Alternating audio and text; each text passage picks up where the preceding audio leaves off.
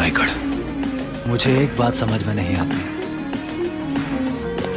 ऐसा है क्या इस रायगढ़ में?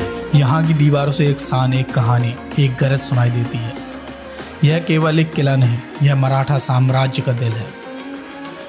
यहाँ हवाओं के झोंके भी छत्रपति शिवाजी महाराज की वीरता की कहानी सुनाते हैं। और मैं आज चला हूँ उस कहानी को अपनी आंखों से देखने, रायगढ़ की उन ऊंचाइयों तक, जहाँ खड़े होकर बादल भी नीचे लगते हैं। यहाँ की हवाओं में आज भी वीरों की तलवारों की खनक सुनाई देती है।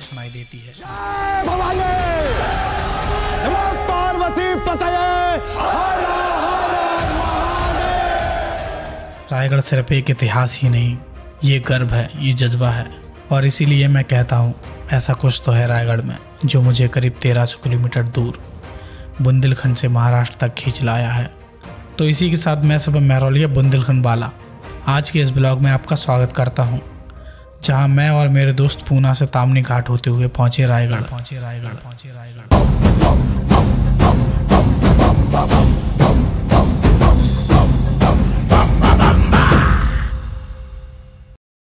घना कोहरा, शांत पहाड़ और इन्हीं के बीच छुपा है भारत की आज़ादी का पहला सपना। ये है रायगढ़, छत्रपति शिवाजी महाराज का वह किला जहाँ से शुरू हुआ था स्वराज्य का संकल्प, जहाँ से उठी थी वो आवाज़ जो आज हर हिंदुस्तानी के दिल में गूंजती है।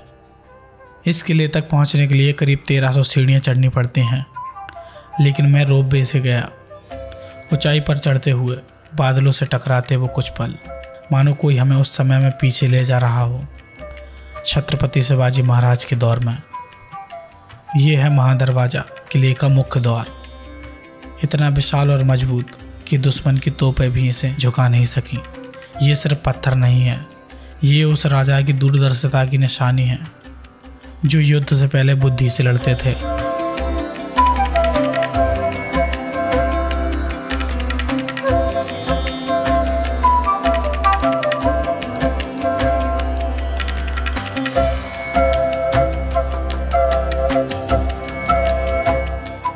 साल 1674 यहीं इस जमीन से शिवाजी महाराज का राज्याभिषेक हुआ था। कोई बादशाह नहीं, एक जननायक का ताज पहनाया गया था। हर फैसले में प्रजा का भला सबसे ऊपर रखा, ऐसे थे महाराज। आज इस राजमहल की दीवारें टूटी हैं, पर इन दीवारों में अब भी इतिहास की सांसें चलती हैं। यहाँ बैठकर महाराज ने रणनीतियाँ बनाई।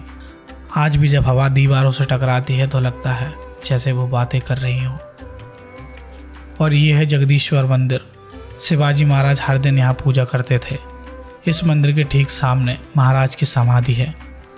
साथ ही एक समाधि है भाग्या की, उनके वफादार कुत्ते की, जो मरते दम तक उनके साथ रहा। कहा जाता है शिवाजी महाराज के निधन के बाद भाग्या ने भी उनकी समाधि के सामने प्राण त्याग दिए थे। राजा वही होता है जिसकी वफादारी इंसानों तक नहीं, जानवरों तक भी पहुँचे। जब आप यहाँ खड़े होते हो तो शरीर सीधा हो जाता है, आंखें भीग जाती हैं, क्योंकि आप किसी राजा नहीं, एक विचार की समाधि के सामने खड़े हैं।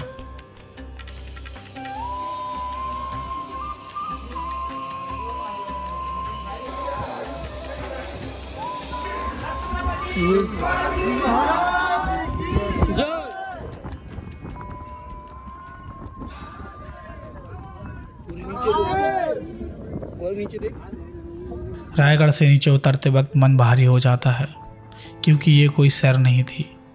रायगढ़ हमें बताता है कि इतिहास सिर्फ किताबों में नहीं, इस मिट्टी में छुपा है, और जो इसे महसूस कर लेता है उसकी सोच कभी गुलाम नहीं होती।